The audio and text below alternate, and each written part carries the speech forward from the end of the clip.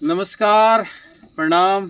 मैं हूँ उत्तराखंड के पिथौरागढ़ जिले के देवलथल तहसील में। मेरे गांव से तीसरा गांव पड़ता है पुखरोड़ा के अंदर। यहाँ पर एक हमारे मित्र हैं प्रकाश, वो मुझे मिले पेट्रोल पंप पे पिथौरागढ़। तो पेट्रोल पंप में कार्य करते हैं। ये उनकी बेटी है और इसने अभी 12th किया है इसी साल। बातचीत के दौरान ये हुआ कि मैंने पूछा, भाई बच्चे क्या कर रहे हैं? तो उसने बोला, तो उसके आंखों में आंसू आ गए थे। उसने बोला कि बेटी की फीस नहीं भर पा रहा हूँ। मैंने कहा क्या हुआ?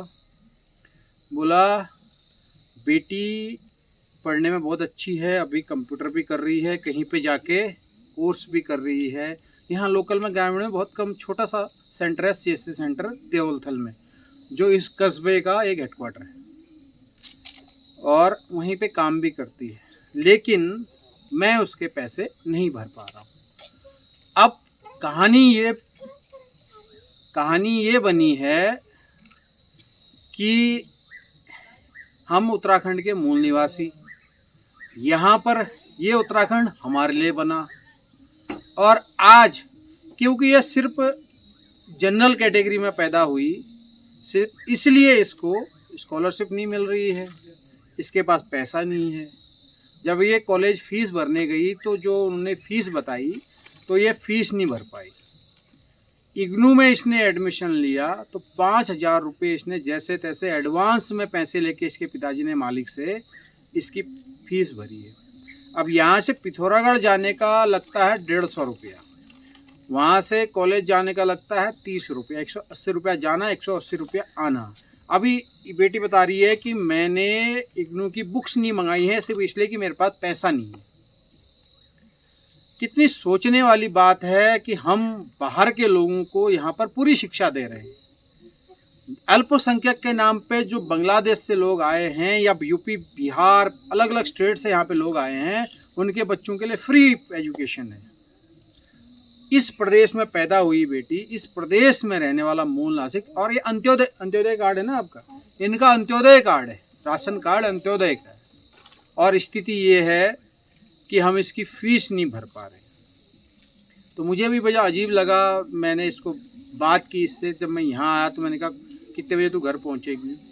तो पूजा के बाद आज समय हुआ तो मैं आज इसके साथ बैठा हुआ हूँ। इससे पूछने पे पता चला कि क्या कंडीशन रही, कैसे इसने अपने पापा को बोला। अब एक पिताजी के लिए बड़े अजीब की बात होती है, और ये स्थिति यहीं पे नहीं है, लगभग हमारे गांव की स्थिति यही है, क्योंकि गांव में वही लोग रह गए हैं जो लोग रोजगार में नहीं है या बहुत छोटे रोजगार में हैं और जिनके पास बहुत पैसा नहीं है। अब इनके पिताजी शारीरिक रूप से भी विकलांग है। दूसरी चीज़ एक और है कि वो शारीरिक रूप से भी विकलांग है और वो आसीनी जन्मजात है, हम बचपन से उनको देखते हुए आए। तो सोचने वाली बात यह है कि क्या ये स्थिति होनी चाहिए थी हमारे उत्तराखंड में? यहाँ तो सबको शिक्षा, और खासकर बेटियों को, कहाँ गए वो जितने बेटी बचाओ आंदोलन वाले हैं? कहाँ है बचाओ का नारा? आज यहाँ पर बिल्कुल ख़त्म ऐसा लग रहा है। इनकी पहुँच किसी राजनीतिक परिवार से नहीं है। पटवारी से लेके मुख्यमंत्री तक इनकी कोई पहुँच नहीं है। अब आदमी रोए तो किसके पास रोए? क्या ये डाटा हमारे सरकारों के पास नहीं है? क्या हमारे पास नहीं है? सुनने और देखने में बहुत अजीब स्थिति लगती है। अभी मैं इनका पारिवारिक घर का देख रहा था, जो पुराना घर है वही है। मैंने अभी इनके बड़े भाई साहब बगल में, वो मेरे साथ ही आए थे ऊपर रोड से। यहाँ रोड भी नहीं है इस गांव में। तो उनसे पूछा कि ये घर प्रधानमंत्री आवास योजना में गया कि नहीं गया है? तो ये प्रधानमंत्री आवास योजना का नहीं रहा, पुराना मकान है जब प्रधानमंत्री नहीं बने उससे पहले शायद। ये कितने साल हो गए भाई साहब इस मकान को बने हुए? जब मेरे बूबू, मतलब जब मेरी पापा की शादी भी नहीं हुई थी तो इससे भी पहले बन गया था। अच्छा, मेरे बूबू जिंदा ही थे तब। ठीक है, यानी काफ़ी पुराना मकान, 20-21 साल से ज़्यादा होगा। 20-21 साल हो गया। तो बेटा ऐसा मतलब क्या हुआ, जरा तू खुद बता कि क्या हुआ तेरे साथ जब तू यहाँ से वहाँ गई? जब मैं यहाँ से मतलब कॉलेज भी थोड़ा गिर गई एडमिशन करवाने के लिए, तो जब मैं वहाँ गई तो मैंने उनसे पूछा कि यहाँ फ़ीस कितनी लगती है। इससे पहले मेरी दोस्त ने भी करवाया था, कोमल ने, वो एससी कैटेगरी से है, तो उसकी 700 रुपये फ़ीस लगी। तो मेरे को लगा मेरी भी 700 ही लगेगी, पर वहाँ उन लोगों ने एससी जनरल का पता नहीं क्या कर रखा है। जनरल वालों की इतनी ज़्यादा फ़ीस 5000 पहुँच गई है और एससी वालों की 700 ही कर रखी है। ये तो भेदभाव तो कर ही रहे हैं ये जनरल एससी के साथ। और फिर वो बोल रहे थे कि अगर आपको बुक मंगानी है तो आपको और ज़्यादा पे करना पड़ेगा। तो मैंने फिर पापा के पास उतने पैसे थे भी नहीं, तो मैंने सिर्फ एडमिशन ही करवाया बस। मतलब बेटी के मन में एक भेदभाव पैदा हुआ है जो 12वीं तक नहीं था, लेकिन हमारे संविधान की जो कैटेगरी है, जो हमारे पास एक रूल बना हुआ है कि जनरल कैटेगरी यानी वो सबके पास बहुत पैसा है, और स्थिति ये है, ये ठाकुर हैं जनरल कैटेगरी में हैं और आज इनकी स्थिति ये है कि 5000 रुपये की फ़ीस नहीं भर पा रहे। कुमाऊं यूनिवर्सिटी जो है वो कुमाऊं के विकास के लिए बनी थी, यहाँ के बच्चों को शैक्षणिक विकास के लिए बनी थी। उनके पास कोई ऐसी पॉलिसी नहीं है, या इस बच्ची को पता नहीं है, हमें पता नहीं है।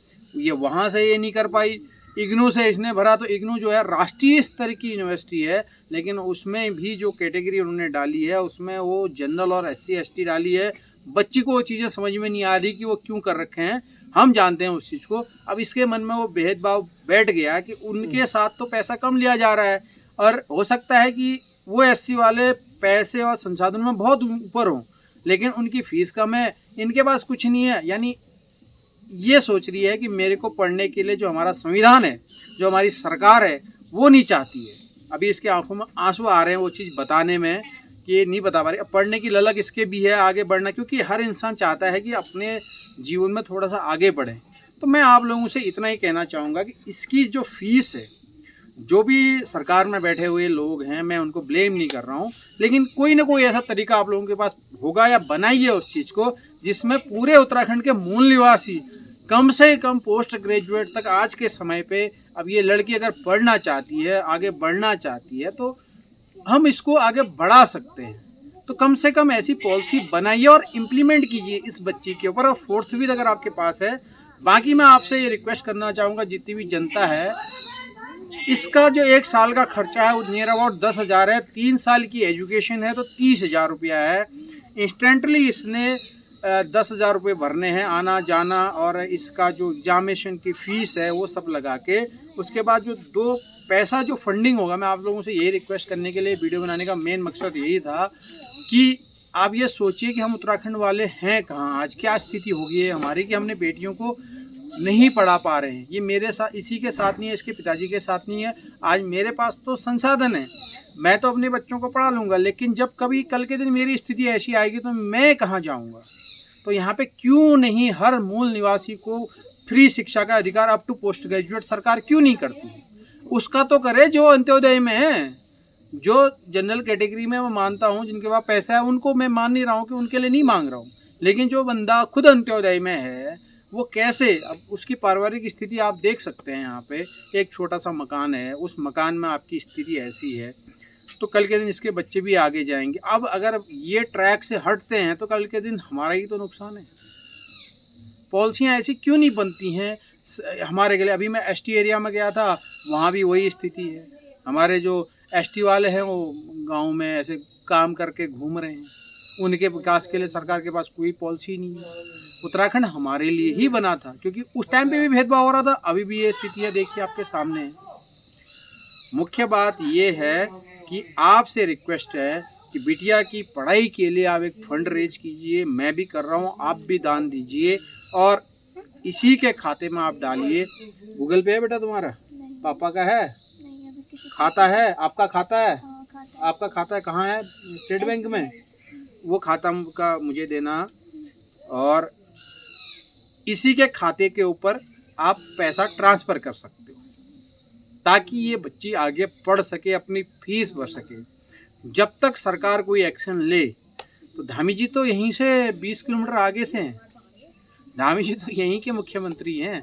मैं धामी जी को बहुत रिक्वेस्ट करूंगा, बहुत हम्बल मुख्यमंत्री हैं और बहुत ऊर्जावान मुख्यमंत्री हैं। हम भी चाहते हैं कि एक कुमाऊं का बहुत बड़ा आदमी अभी मुख्यमंत्री पद पे बैठा हुआ है। सर, आप भी कम से कम अपने बेटी समझ के ही इसके पढ़ाई का खर्चा किसी के द्वारा नियोजित करवाइए। अब ये कहीं नहीं जा सकती है, पटवारी के पास, एसडीएम के पास, डीएम के पास, इसकी हैसियत नहीं है जाने की। आपकी जिम्मेदारी बनती है कि इस तक वो पैसा पहुँचे, और इसकी बहुत बड़ी रिक्वायरमेंट भी नहीं है। जो एक पोस्ट एजुकेशन के लिए इसकी फ़ीस लगती है वो इसको मिलनी चाहिए, उसकी एक फैसिलिटी इसको मिलनी चाहिए। बाकी फ़ंड रेजिंग के लिए मैं आपसे रिक्वेस्ट कर रहा हूँ, जितने भी लोग ये वीडियो देख रहे हैं, आप अपनी हैसियत के हिसाब से जो आप देना चाहते हैं बेटी के खाते में दीजिए, इसके पास वो खाता है। और जो हमारे प्रदेश की एक योजना चलती है उसका पैसा भी नहीं मिला तुमको, जो गौरा कन्या धन, उसके लिए मैंने अप्लाई तो किया था, बट एक बार मेरा फॉर्म रिजेक्ट हो गया था, और उसमें उन्होंने मांगा है कि हायर एजुकेशन के लिए, बट मैंने उस पर उसका लगाया था कंप्यूटर का, तो उन्होंने बोला कि कंप्यूटर का नहीं चलेगा, तुम्हें कोई हायर एजुकेशन यूनिवर्सिटी या कॉलेज में एडमिशन लेना पड़ेगा, उसके बाद ही तुम्हें वो मिलेगा। बट मैंने उनसे बोला था, जब पहले ही लगाने के लिए हमारे पास पैसे नहीं होंगे, हायर उसमें एजुकेशन में मतलब एडमिशन करवाने के लिए पैसे नहीं होंगे, तो कैसे करेंगे हम। बट उन्होंने बोला कि उसी के लिए मिलता है। मैंने बोला उससे पहले लगाने के लिए ही नहीं होंगे तो हम लगाएंगे कैसे। तो उन्होंने बोला जैसे कर लो। यहाँ पे विधायक भारतीय जनता पार्टी के हैं, ब्लॉक प्रमुख जो हैं वो भी भारतीय जनता पार्टी के हैं, और मेरे पार्टी के नेताओं से ये अनुरोध है कि बेटी आप ही के क्षेत्र की है, वोट आप ही के क्षेत्र का है, ये जिम्मेदारी हमारी भी बनती है। राष्ट्रीय स्वयंसेवक संघ की हमारी भी जिम्मेदारी बनती है कि हम कैसे उस चीज़ को लोगों को एकजुट करते हुए आगे लेके चलें, शिक्षा दें उसको। और मेरी सरकार से फिर निवेदन है, मैं प्रशासन से भी ये निवेदन करना चाहूँगा कि उत्तराखंड के मूल निवासियों को मारिए मत। उत्तराखंड निवासियों को पीटना बहुत आसान है, जो आपने खंशू में किया है। मैं आपसे इतना ही निवेदन करूँगा कि हमको आगे भी बढ़ाइए। मैं उस महिला सशक्तिकरण के सारे संगठनों को ये निवेदन करना चाहूँगा कि इस बेटी के लिए, जब मैं आज इससे मिला हूँ, पता नहीं कितने लोग होंगे गांव में ऐसे, पता नहीं कितने लोग होंगे जो जनरल कैटेगरी में है लेकिन वो आर्थिक रूप से सशक्त नहीं है।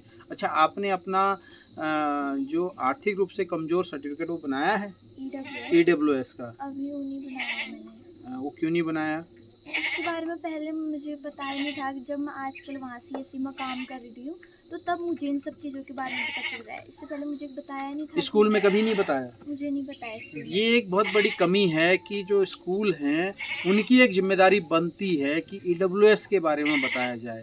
बेटा आपका नाम क्या है? पूजा इनका नाम है। कास्ट से नेगी हैं, जनरल कैटेगरी हैं, लेकिन इनके पास पैसा नहीं है, फीस भरने की भी पैसे। मुझे बड़ा अजीब लगा जब मेरे साथ वाले के साथ ऐसा हो रहा है। तो मैं एक फंड रेजिंग के लिए आपसे रिक्वेस्ट कर रहा हूँ। बहुत बहुत धन्यवाद। जय हिंद, जय भारत, जय उत्तराखंड। हम हैं पुखरोड़ा ग्राम में। बहुत सुंदर गांव था एक समय पे, ये बहुत आबादी भी थी इस गांव में। हम लोग जब गांव से, अपने गांव से मोटर मार्ग तक जाते थे, इसी तरीके से जाते थे, इसी गांव से होके जाते थे। और ये घर दिख रहा है बिटिया का यहाँ पे। और ये जो आपको सीमल का पेड़, सीमल का ही है ना? हाँ, ये पेड़ बहुत पुराना है, बहुत पुराना, हमारे बुबू के टाइम से है। और ये एक गांव का एक हिस्सा है, एक गांव उस तरफ है। तो ये आप पे एक रिक्वेस्ट है। आपके कितने भाई बहन हैं आप लोग? 3 भाई बहन हैं। तो मेरी यही निवेदन है कि आप एक फंड रेजिंग कीजिए ताकि बेटी की जो शिक्षा है वो ख़त्म ना हो। बहुत बहुत धन्यवाद।